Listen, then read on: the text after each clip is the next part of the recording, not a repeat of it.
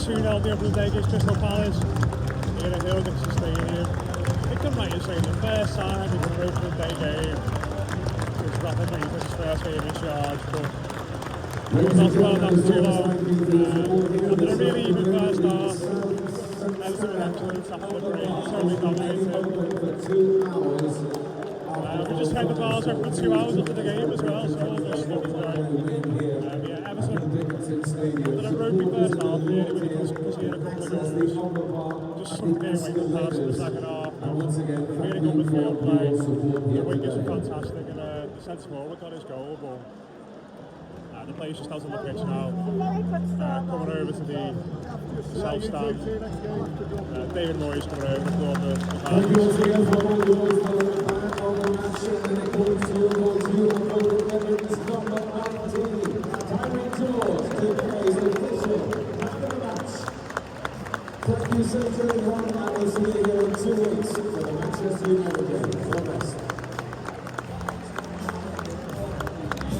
Harry George is one of the matches today.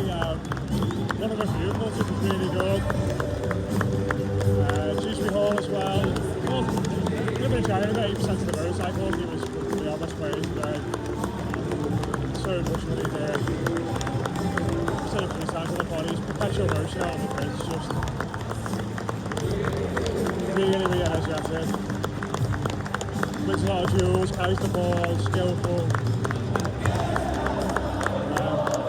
Shout out to Sean Pickford as well, actually. He made one of the best saves I've ever seen in the first half. Very catcher, really good. He was fantastic as well. All smiles, very happy. Place to be, Hill Dixon Stadium. We'll be back in Denbigh Castle shortly. It's good for that in a bit more detail, but I'll leave with the sounds of a happy stadium. It's the Everton players taking the applause. We'll speak again soon.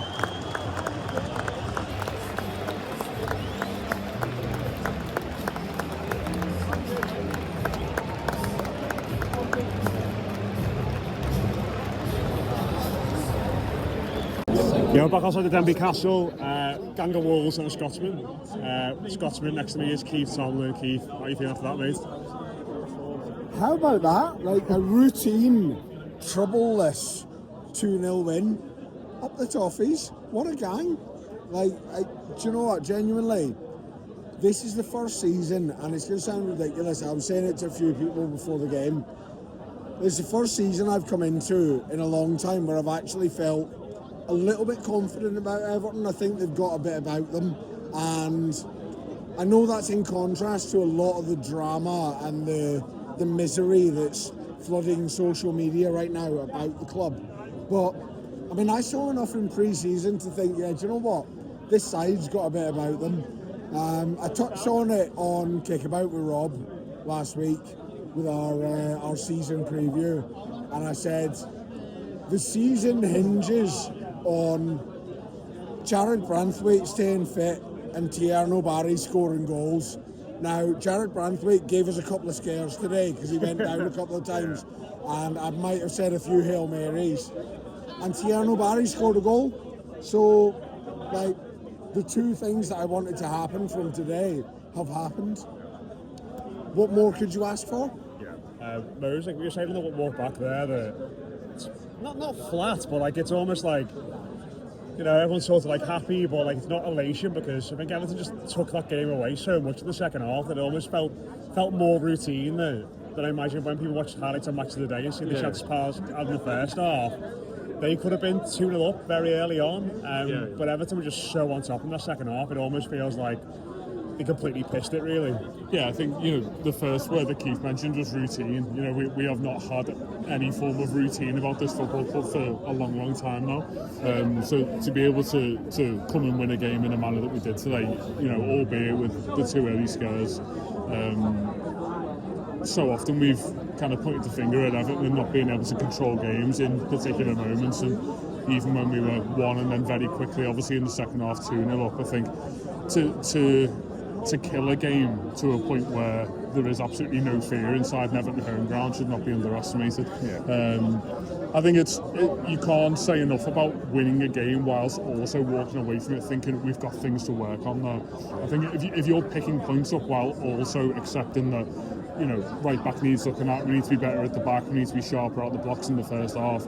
These are all good things because it means that we haven't totally hit our stride. You don't want 2-0 against Palace at home to be the absolute pinnacle of your performance, and it absolutely wasn't today. But they are absolutely the games where we need to pick points up. And for a lot of last season, I absolutely hated coming here because we were terrible. It was not an enjoyable season. Not here at Denbigh Castle. I absolutely as a nod to our sponsor, you are great at your job. But it was not a pleasant season ticket to hold because we were really poor at home, and honestly, looking back at it now, I'd have taken a few points off the tally to be slightly better at home because this is where we get to see them 19 times a year. From a personnel point of view, I think it looks a little bit more solid, in particular in the middle of the park. To think that I was very happy and felt safe with those three lads in the middle, and that's without Garner and other people to come back into the side. Obviously, it automatically now looks like there's a decent level of competition across the midfield, and arguably out wide up top, and maybe not down the middle to the extent that we want it to be. But as Keith said, we've all accepted now that Tierney Barry has limits to himself as a footballer, but if he's a goal scorer, we can kind of put all those alongside it. So if we all have exactly the same frustrations about him this year, but we're talking about him scoring 14, 15 goals in May, then it doesn't matter. But it's exactly how we wanted to start a Premier League season. So often we've gone into September and I think, where on earth is this team's first win going to come from? And now I'm looking at Man United on a Sunday afternoon and looking at Ipswich, the following home game, thinking, Christ, we could really be putting our foot on the gas coming into October, November. So just absolutely no complaints. It was such a really nice afternoon. Matt Flusk? Yeah, all of the above, agree. Like Keith, coming into the season a lot more positive. Yeah, I came to the season like Keith, like much more optimistic than a lot of people are on Twitter and that. But that's just me, really. I think we're going to win every game 5-0, and if I'm wrong, I'm just as miserable as everyone else. But I'm miserable for less time. Obviously, we had a couple of scares there with the save and the post, but I just didn't think after 1-0 they were ever going to get another goal, or get a goal back. The whole game, I was completely zen. And it was so nice as well, such a much younger side than we've seen from Everton in recent years. Like, I think the lineup might have surprised a few people because Moyes doesn't have the best reputation for, putting the likes of Armstrong in there. I know he said in his post-match comments that it was out of more necessity than anything. Very on brand. Yeah, fair enough. Like, I don't think he was trying to knock the lad or nothing. I think he was just sort of trying to say, like, whoa, hang on a minute, manage expectations, don't put pressure on him. He had a great game, but we do actually have a big crop of midfielders who need to come back from injury. But then it makes me think the amount of pressing that we saw from him today. Obviously, we ran out of gas a lot last season towards the end. We massively ran out of steam. But if we've got so many midfielders who can do that kind of press, we could rotate. We could, have them starting 22 games each or whatever. And we could keep that up till the end of the season. So I think it does look very, very, very positive. And in terms of Tierney Barry, delighted for him again. He's got that goal. My dad led to me when it went in, like, he couldn't miss that, could he? And then I saw the replays, he did actually, yeah. He headed it against the lad's back. It was very similar to the one Beto missed in this game last year, the Grealish ultimately scored from, wasn't it? And Jai crossed from the right-hand side. Yeah, it was, yeah. But, they all count. If he's not there to stick his head on it and bounce it off the lad's shoulder, it doesn't go in. And, yeah, Jai, I've had my frustrations with him. I was one of those people who said in the summer, if we get a half-decent offer, we should just sell him, and then, we've got George, Dibbling, we can make things work with that. But on that performance today, I think a couple of the lads said it in the group chat, yeah, we should be demanding massive money for him. Whether that bid comes in from anyone, I'm not sure. You think he'd be likely to go to like a Lille or someone like that, or like a French club in the Champions League? I don't think they're going to be able to put their hand in the pocket to get up to like 70, 80 million that we're after. and he's not going to Paris Saint-Germain, obviously. So I think we're stuck with him with a grin this season. So it's going to benefit us. But all round, top to bottom, 11 players on the pitch and the subs, everyone just absolutely marvellous and no complaints. Adam McCosh, where's your mind at after that? Yeah, I'm very positive, like Keith and Matt have both been. And I think Matt made a very good point about us having a lot of youth in the side, and with that you get a lot of energy and a lot of will and a lot of hard work. But they've also benefited now from having the time, either the whole of the season or half of the season playing. They're all a little bit wiser for it. And I think one of the advantages we had over most of the league, if not all of the league, is how stable we are as a side. We've essentially kept the same squad. We've added a couple in, a couple will come out, but nothing major. And we've got a lot of players who are a little bit older and a little bit wiser, and have got a little bit more used to playing with each other. And I think that's what we saw today. Some of the link-up play was truly outstanding. And we talk about Armstrong and Hackney, who haven't even played together that much, but understood each other fairly well. But Tyreek George understood his role as well, and the interplay between them, especially when he and Njai would come inside or switch wings and would work together to move the ball around. We're seeing an Everton side with a lot more confidence on the football than we've seen in a long time, and it makes a difference really, because we played a lot of backs to the wall football last season. It wasn't pretty. It did get us some great wins away from home. At home it wasn't good enough because we were punished and we didn't have enough firepower. And I've said recently, like in our prediction podcast earlier on, I was worried about the lack of goals, but if we keep doing what we were doing today, working together, putting together attacks as a team and actually providing that level of support, so Barry's not isolated, George isn't isolated on the wing, Di isn't isolated on the wing. If we're all working together with that sort of energy and cohesion, we could do a lot this season. It's obviously really easy to be positive because we just won. It was a lovely day. But yeah, why not? Let's do it. It's great. I think we were really good, and there'll be challenges for this start of the season. But I think with a couple more signs, a little bit more depth, especially in the wide areas at the back, we can be positive, and why not? It's a league that really is like that season there for the taking in terms of European spots. So why not? I think Keith, the player that just walking around the boozer and outside, the player that most people talk about is Harrison Armstrong, which he played today. And I think we all know he's good, haven't we, for a while, just based on what we've heard and little clips we've seen. But he played 90 minutes today. And I think for all the stuff that Moyes said about him needing to get better, and we had more players that he wouldn't be playing, I think the fact he left him on the pitch for the entire game probably says more than those words to some extent. And he's got loads to work on, don't get me wrong, but there was so much good from him today, wasn't there, in the middle of the park. And coming in with to try and replace James Garner, we want to sign Noah Gar, we've got not just a game anymore. He really stepped up and just took it on, didn't he, today? Do you know what? I thought it was absolutely class. And I just want to touch on a word there that Ed brought up, confident, right? That is the most confident Everton performance I've seen in a long time. Every single one of them wanted to be on the ball. They looked for the ball, they looked to play the ball at all opportunities. And I can't remember the last time outside of this pre-season seeing Everton like that. Harrison Armstrong, to touch on him, right? Now, this is a difficult thing to come through as a midfielder for a Merseyside club, because there's so much riding on it based on players who've been in the past, right? Harrison Armstrong, for me, will never be a superstar footballer, the flashy, does all this, does all that, he does the flicks, he does the tricks, right? But you don't need that, right? Harrison Armstrong, for me, has every single physical attribute to be one of the best centre midfielders in the Premier League without being noticed. Everything he does on the ball, off the ball, he does it well, he does it right, he does it sensibly. You don't see him taking risks. You don't see him making mistakes, right?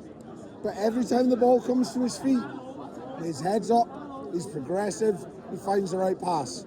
Every time he's off the ball, he's hunting it down. His pressing is very, very clever, the way he presses. And I don't know if you've noticed this with him. The way he presses is like, he won't go. You'll see a lot of midfielders will sprint around and try and chase down everything. He won't do that. He won't do that. And he'll identify the space that he needs to press and the place that he needs to be to stop an attack building. And he'll be in that space. And as soon as the ball comes into that space, he's there. And he's done that today so very well, in that he's in that space. As soon as the ball's in that space, he's taking it. He's taking it and he's gone. He's off. He's either carrying it forward himself, or he's found the right pass to one of the wide men or one of the fullbacks and got flashy headlines the way he plays. Because it's not a flashy way to play. You've got these midfielders who are like box office midfielders. He's not going to be one of them, but he is going to be a very, very good, solid midfielder.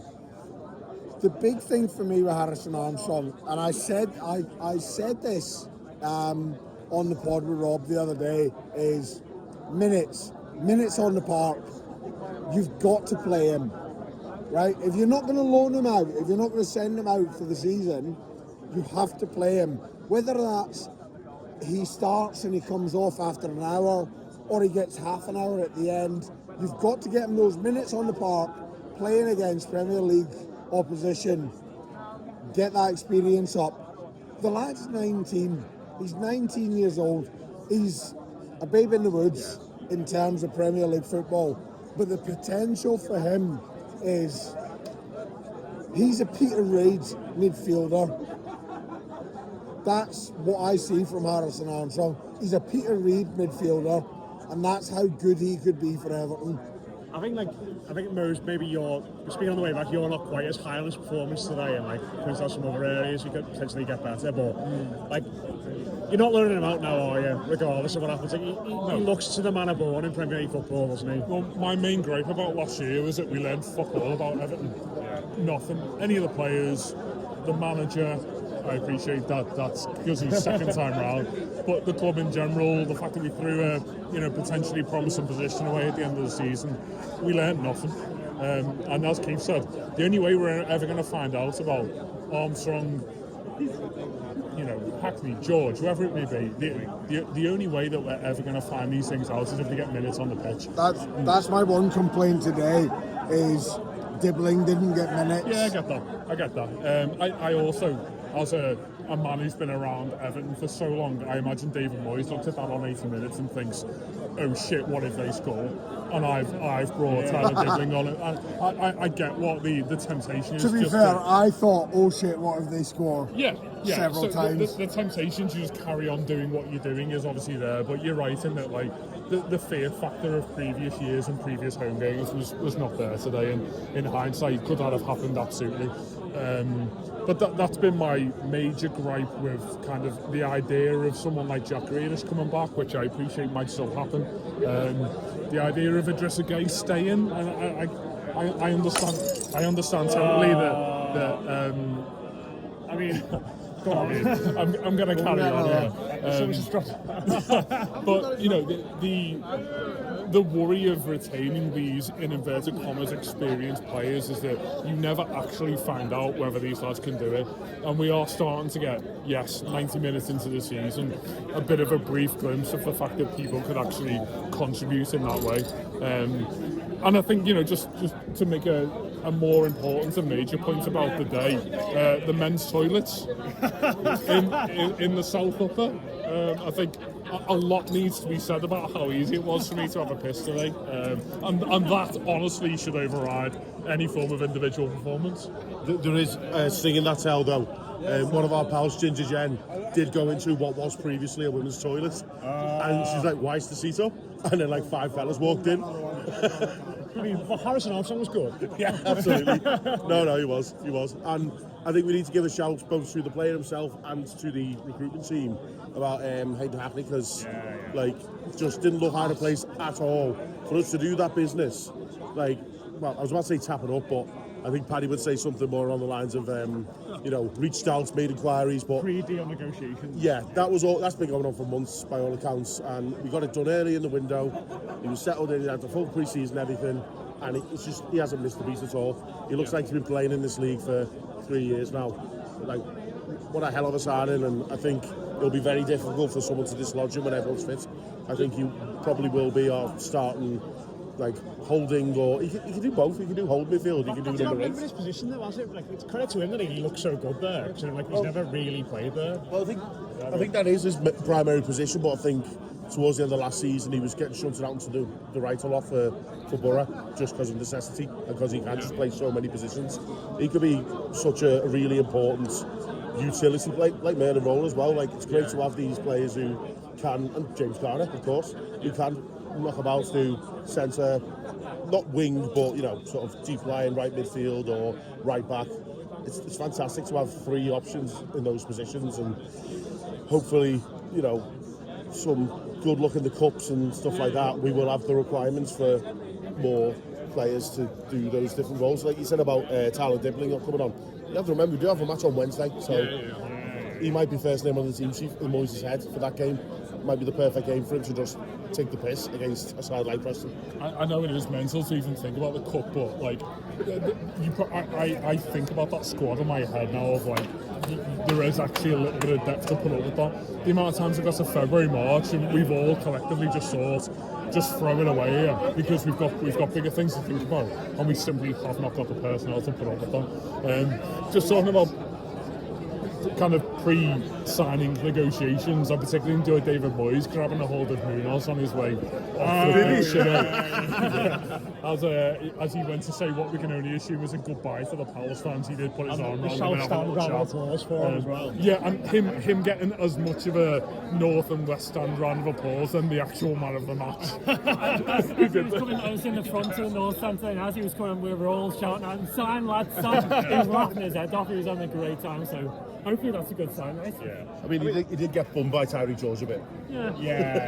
I mean, but Ed, Tyree George, like, I don't know, he just looked just like a different player to last year. Like, I appreciate there are times where he gets the ball and I guess left-footed shot in the second half was not good, and he slashes sometimes, but he's so direct, he's so positive, and in the second half in particular, like, some of his little touches and flicks and stuff were absolutely majestic. And like, I imagine the people who are voting on that man of the match vote today were the kids who could scan the QR code and get onto the website and all that sort of thing.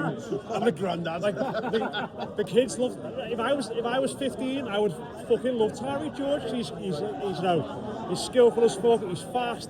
He looks great, and like, it's really good we've got players like that. Like, the younger generation of Evertonians want to get his name on the back of the shirt. Yeah, great, and it's lovely to have players like that, isn't it? You want players who get you off your seats, and Jai, was doing that, and now you don't like Tyree George. I think with him as well, we know he's raw, that's why we bought him. If he was... People forget he's 19 still. Exactly, if he was at his peak, we wouldn't have been able to afford him. Certainly not for that price. So we know there's going to be times where we're all fuming at him and saying, why are you doing this and that? But you've seen the quality he's got today, and you've also seen the benefit of pre-season as well. Him actually having a pre-season with us, of training with the team, of Spurs going down again. Spurs getting mullered again. It's always nice to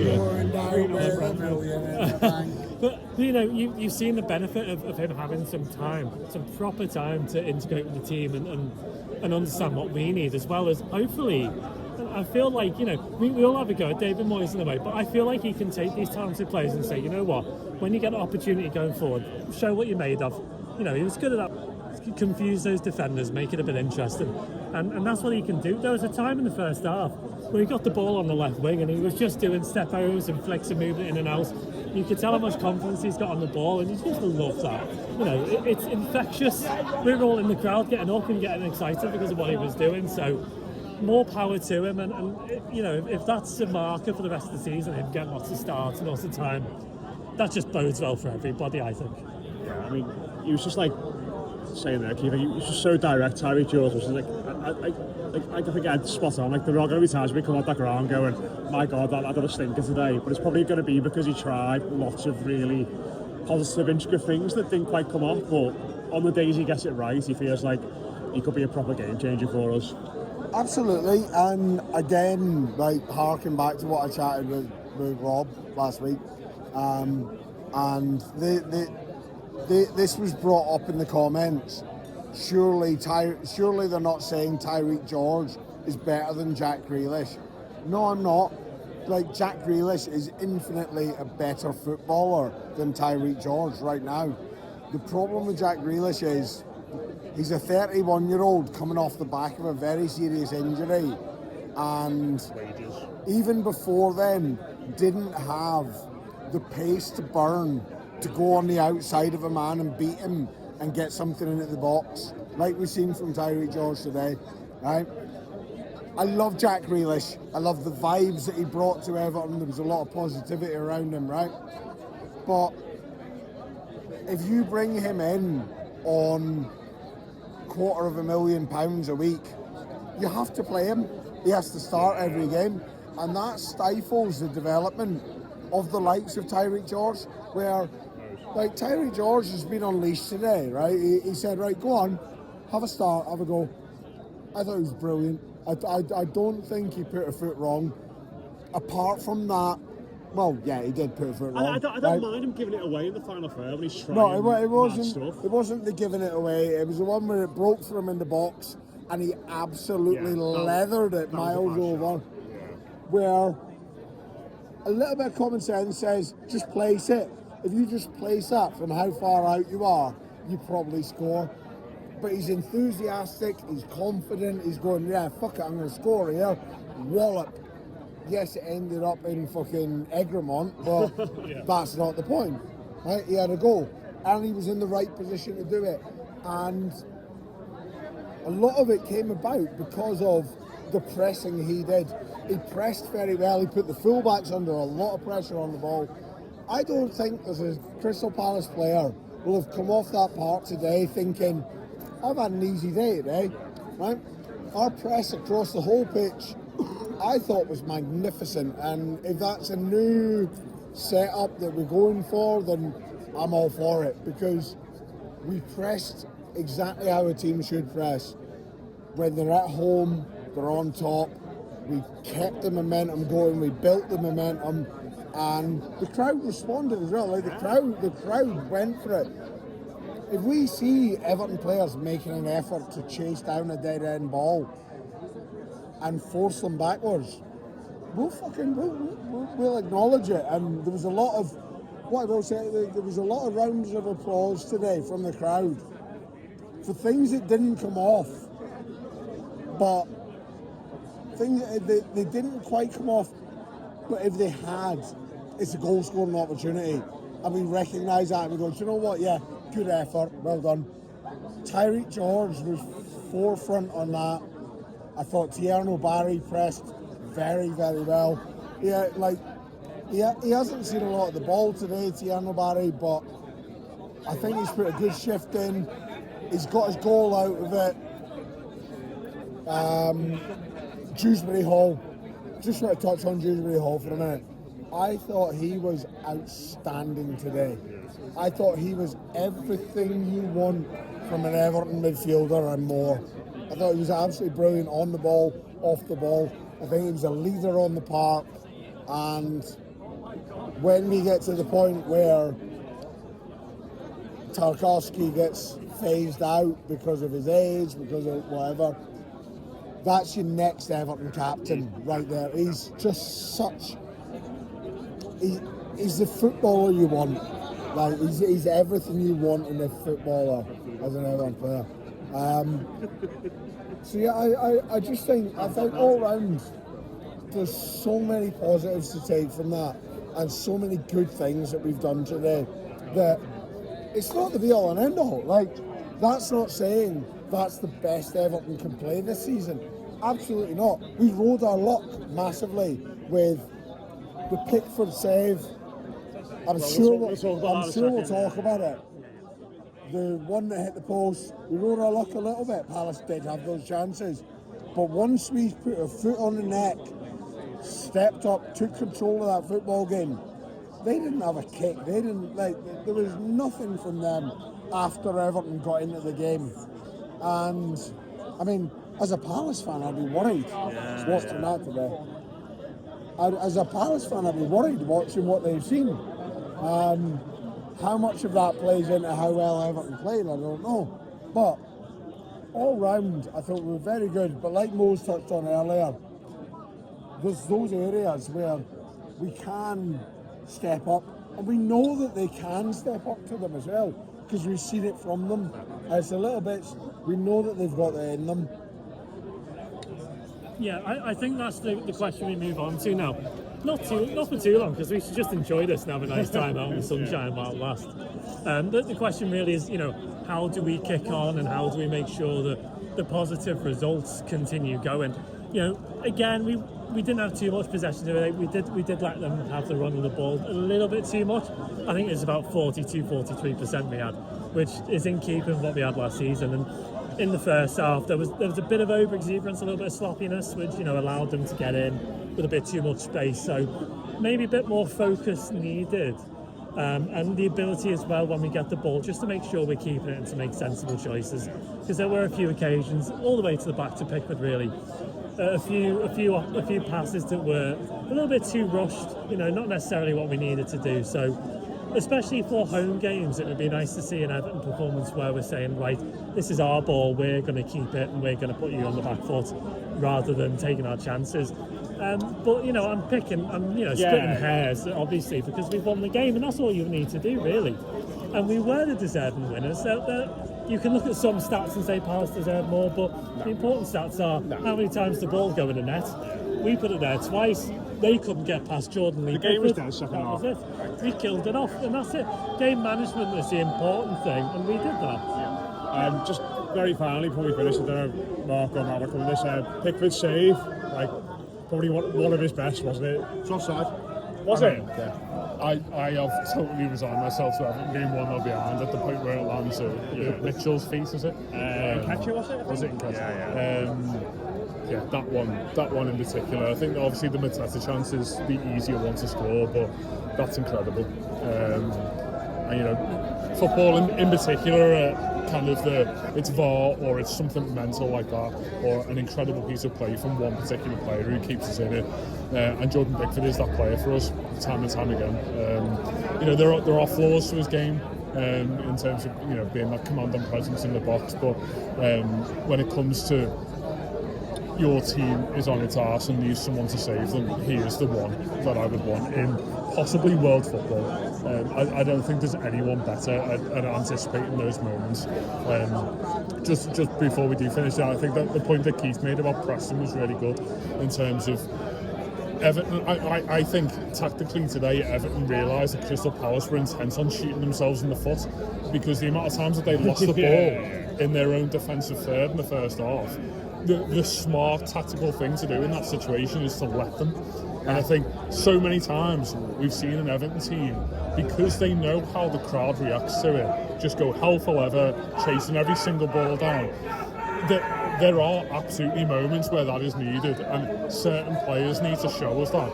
But I think collectively as a group, if you're able to identify that this team is going to implode on itself at any moment, it's important that we allow them to do that. Obviously, Harrison Armstrong was great in that particular phase of play, and Dewsbury Hall was fantastic in finishing that off as well.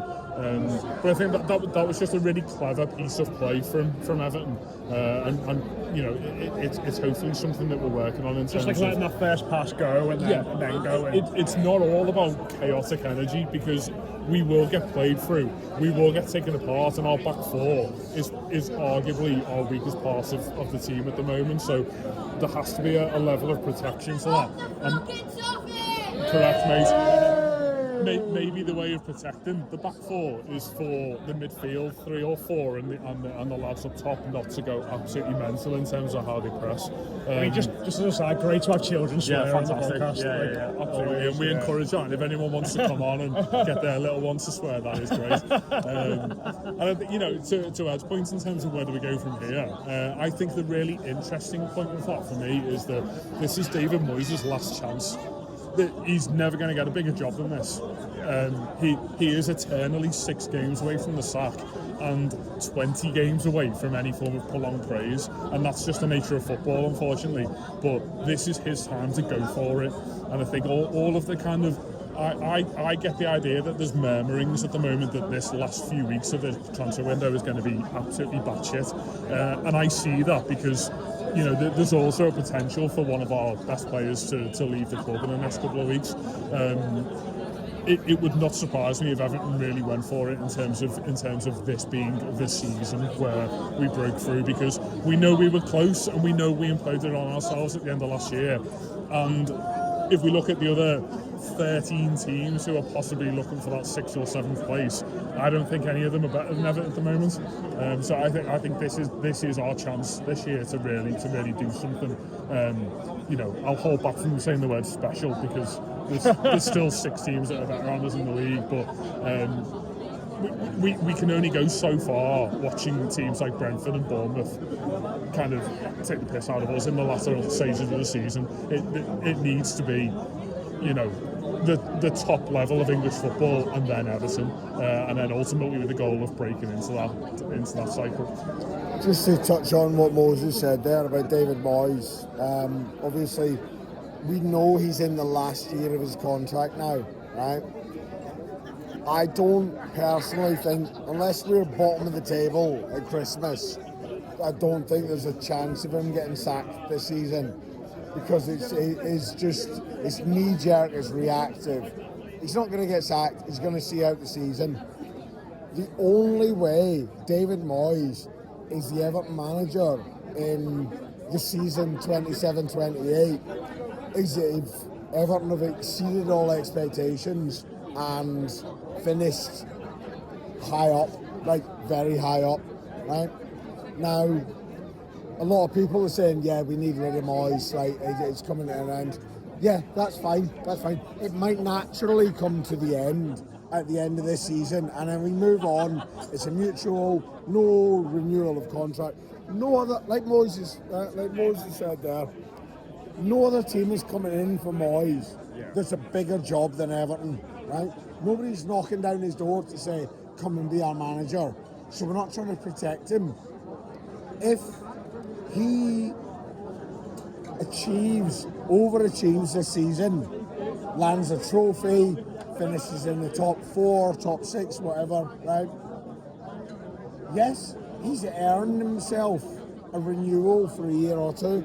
And if David Moyes is Everton's manager next season, I am more than happy with that, because it means that Everton have done something this year, right? So I'm all right with that. Do I think it's going to happen? No, I'm sceptical. I think we'll have... It's great to get carried away after one game, though, isn't it? I think we'll have peaks and troughs this season, right? I think we'll have some absolute bone-crushing lows. But I think we'll also have some highs. I think we'll have some good days where we extend ourselves and do what people don't expect of us. And if that at the end of the season is enough to get me on the lash and half naked in Trafalgar Square in the fountain after Everton have won some tin, I'm all for it. Have you heard of The Lot? Because I think Everton are here for it, mate. The Lot! The Lot! I mean, if you're listening, The Lot, we are coming for you. The Lot, you better beware. People keep showing me the Dundee Derby score, and I wish they fucking wouldn't, because United are shite, and we might be going down. Basically, this is it's shit or bust for Moyes this season. He's either gonna win some tin, get us a European finish, or he's off in the summer and he can go and do whatever he wants to do, and God knows who we'll bring in next. If it's Eddie Howe, I will set myself on fire. Right. What a positive note to end the show on after the great win today. Bone-crushing lows, winning the lot and setting yourself on fire. That should be our motto in Latin. Never mind, nil satis. Get that translated to Latin, right, stick it under the badge. But no solace needs to be taken. No solace needs to be taken. Everton are high in the league as it stands, but But yeah, we'll wrap it up there. Cheers to Keith, Rose, Ed, and Matt as well. Loads coming up this week. Get involved in Blue Monday, the byline, weekly, subs weekly, weekend preview, mailbag, all that kind of stuff coming up on the Blue Room. As we look back on Everton's win here today and look ahead to Bournemouth. We won at Bournemouth last year. The curse is broken, so you know. Why not? Why not? Not getting much enthusiasm there, but yeah. Thanks very much, everybody, for tuning in.